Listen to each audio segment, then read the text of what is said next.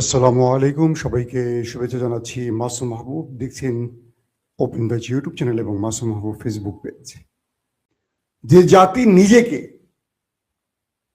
পশ্চিমা দুনিয়ার কাছে বিক্রি করে দেয়, তাদের পাপেট হতে চায়, তাদের ভাগ্যে কি আছে বুঝতে পারছেন। তবে ইরানের সবাই তো এটা না। যেমন আমরা আমাদের দেশের কথা বলি, আমরা অনেক বড় কথা বলি, দিল্লি না কি, দিল্লি না পিন্ডি, পিন্ডি না দিল্লি, কত কথা বলি না আমরা। দিন শেষে তাদের খুশি করতে আমরা ক্ষমতায় বসে পড়ি। রাজনীতির ভোট চাওয়ার সময় বড় বড় স্লোগান দেয়া যায়,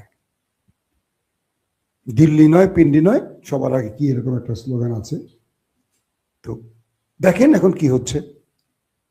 বাংলাদেশে পররাষ্ট্রমন্ত্রী বসছেন মার্কিন চয়েস, স্বরাষ্ট্রমন্ত্রী বসেছেন ভারতীয় চয়েস। বাংলাদেশ কোথায়? ভারতের আর আমেরিকার চয়েসে যদি হবে, বাংলাদেশের চয়েসটা কোথায়?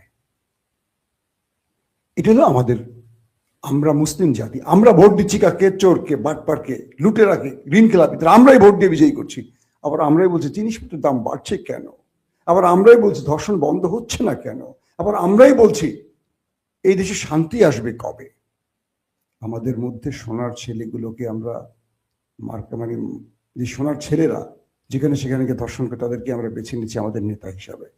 তো সেই জাতির ভাগ্যে কি আসবে বলেন? এই জাতিকে আপনি কিভাবে পথ দেখাবেন? এই জাতি যখন রাস্তায় ভিক্ষা করে, ভিক্ষা দিবেন না যে তোমরাই তো ভিক্ষুক হয়েছে নিজেদের দোষে। তোমরা তো থাকবে মাথা উঁচু করে, তোমাদের কি নেই? সম্পদ সব আছে, তোমরা ভিক্ষা করছো কেন?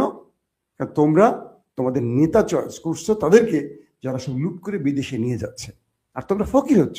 সো ভিক্ষা করি খাও তোমাদের জন্য। তোমরা যেমন, আল্লাহ তোমাদের জন্য সেই নেতা পাঠিয়েছে। ইরানে আলী খামেনিকে তার জনগণই চয়েস করে বসিয়েছে, তাই না? ইরান যারা ঘুরেছেন তারা জানেন একটা সাজানো গোছানো দুনিয়া। ইরানকে অর্থনৈতিকভাবে শুধু আমেরিকার স্যাংশন দিয়ে এভাবে ডাউনে রেখেছে, কিন্তু ইরান এক সম্ভাবনাময় দেশ, তেল গ্যাস সব আছে, সব তারা ব্যবহার করছে। তারা নিজের প্রযুক্তিতে আমেরিকাকে, ইসরায়েলকে চ্যালেঞ্জ করছে নিজের প্রযুক্তি নিয়ে, বুঝতে পারছেন? সেই ইরানকে ডাউন করতে চায় ইরানের মধ্যে বসে থাকা আরো কিছু ব্যক্তিরা, তারা হয়তোবা নিজেকে দেশপ্রেমিক বলবে। এখন কি হচ্ছে, পুরো ইরান জুড়ে আমেরিকা ইসরায়েল অ্যাটাক করেছে, শত শত মানুষ প্রাণ হারিয়েছে। পাশাপাশি ইরান তার সর্বোচ্চ আঘাতটা করেছে। ইরান আবুধাবির সেই বিশাল বিশাল ভবনগুলোকে ছাপা করে ফেলতেছে একটার পর একটা। কেমন লাগে? আবুধাবিতে মানে আরব আমিরাতে ইসরায়েলি যে ব্যবসা প্রতিষ্ঠানগুলো আছে, বড় বড় ইমারত ভবনগুলো দেখেন না আপনারা মাঝে মাঝে, এগুলো টার্গেট করে ইরান হিট করেছে। কাতারে মিসাইলের বর্ষা বহাই দিচ্ছে, বাহরাইনে তাণ্ডব চালাইছে ইরান ব্যাপক আকারে। তারপর ইসরায়েলের ভেতরে তেল আবিব, হাইফাতে ম্যাচাকার করে ফেলছে ইরান কালকে রাত থেকে, ব্যাপক অ্যাটাক করেছে। ইরানের আইআরজিসি বলছে তাদের সর্বোচ্চ নেতার মৃত্যুতে তারা শত্রু বাহিনীকে এমন মূল্য চুকাতে বাধ্য করবে যেটা পৃথিবী এর আগে দেখেনি। তার মানে তারা সর্বোচ্চ হামলার ঘোষণা দিয়ে ফেলেছে আইআরজিসি। বলা হচ্ছে এই হামলায় আইআরজিসি প্রধান, সেনাবাহিনীর প্রধান সহ গুরুত্বপূর্ণ অনেক শীর্ষ প্রধানরা মারা গেছে, শাহাদাত বরণ করেছে। মানে আলী খামেনির সাথে তারা সেই বৈঠকে ছিলেন। এবং যে আইআরজিসি যুদ্ধটা করে, বিপ্লবী গার্ড বাহিনী, তারও প্রধান মারা গেছেন, সেনা প্রধান মারা গেছেন, এরকম শীর্ষ অনেক পলিটিশিয়ান, শীর্ষ কমান্ডাররা মারা গেছেন। এটা হলো সবচেয়ে দুঃখজনক। একসাথে মানে এই বিশাল সংখ্যক ক্ষতিটা আসলে কল্পনা করা যায় না, কিন্তু বিশ্বাসঘাতকরা এই কাজটিতে সহজ করে দিয়েছে আমেরিকার জন্য। কি আমেরিকা কি দিবে তাদের? ধরেন বিশাল অঙ্কের টাকা দেবে আমেরিকা, টাকার জন্য রাষ্ট্রটাকে বিক্রি করে দিল একজন ব্যক্তি। সির্ফ একজন ব্যক্তির বিশ্বাসঘাতকতায় ইরান কত বড় ক্ষতিগ্রস্ত হলো দেখেন। কিন্তু আমেরিকা কি তাকে টাকা দিয়ে বাঁচায় রাখবে? কি করবে আমেরিকা জানেন তো?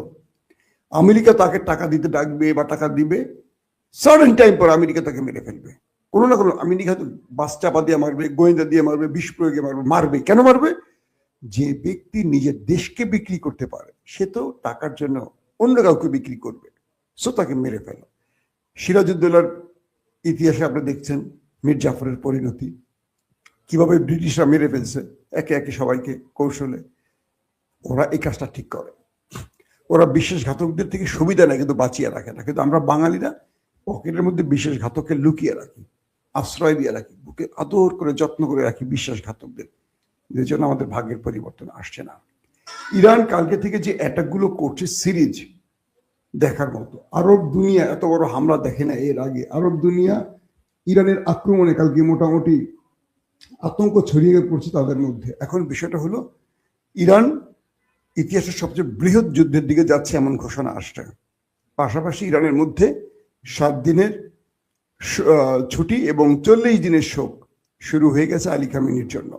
তার স্থলাভিষিক্ত কি হতে পারেন এটা নিয়ে বেশ আলোচনা আছে। সেখানে প্রেসিডেন্ট, সর্বোচ্চ বিচারপতি, গার্ডিয়ান কাউন্সিল তারা সমন্বয় করে নতুন ব্যক্তিকে মনোনীত করবেন এবং আয়াতুল্লাহ আলী খামেনির ছেলে মোস্তফার নামটিও আসছে এখানে, যে তিনি হতে পারেন, এবং আরো কয়েকজনের নাম আসছে।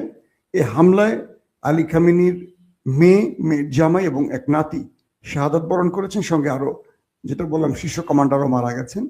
তবে তার ছেলের ব্যাপারে দাবি করা হলো, এখন পর্যন্ত তার ছেলের ব্যাপারে নিশ্চিত করেনি রাষ্ট্রীয় গণমাধ্যম। তার ছেলে মোস্তফা ভালো আছেন, সুস্থ আছেন, এটুকু জানা গেছে, এটুকু আমরা জেনেছি ইরানের গণমাধ্যম সূত্রে।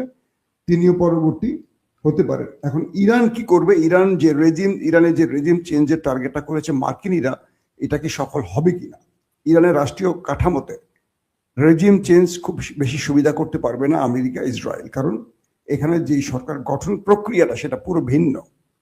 তো এখানে আমেরিকা এখন ইরানের মধ্যে থাকা যারা রাষ্ট্রের বিরুদ্ধে বিদ্রোহ করেছে, আমেরিকার পাপেটরা বা আমেরিকার পুতুলদেরকে আমেরিকা কল করেছে, তোমরা রাস্তায় নেমে আসো, আমরা তোমাদের আশেপাশে আসি, আমরা খোমেনিকে মেরে দিয়েছি, আমরা শীর্ষ কমান্ডারদের মেরে দিয়েছি, তোমরা এবার রাস্তায় নামো, রাস্তায় নেমে তোমরা তোমাদের অধিকার আদায় করো। আমেরিকা বলে দিচ্ছে ইরানের জনগণকে। আমেরিকা ইরানের জনগণকে কি ভালোবাসে বুঝতে পারছেন?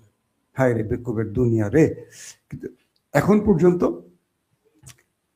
কি বলবো, যে রাষ্ট্রীয় ক্ষমতার কন্ট্রোল বা সেনাবাহিনীর কন্ট্রোল পুরোপুরি খামেনি যে চেইন অফ কমান্ড তৈরি করে গেছে সেখানেই আছে।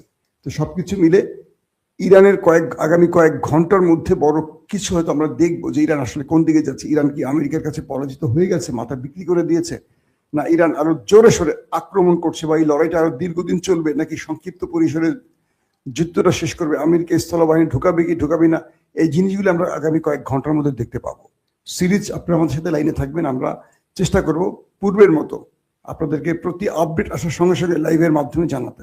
সংক্ষিপ্ত এই লাইভগুলো আমরা করব, পরবর্তী প্রতিটা আপডেটই আমরা আপনাদের দ্রুত জানিয়ে দেব। দর্শক, এখনকার মতো বিদায় নিচ্ছি, প্রত্যেকে ভালো থাকবেন, আল্লাহ হাফেজ।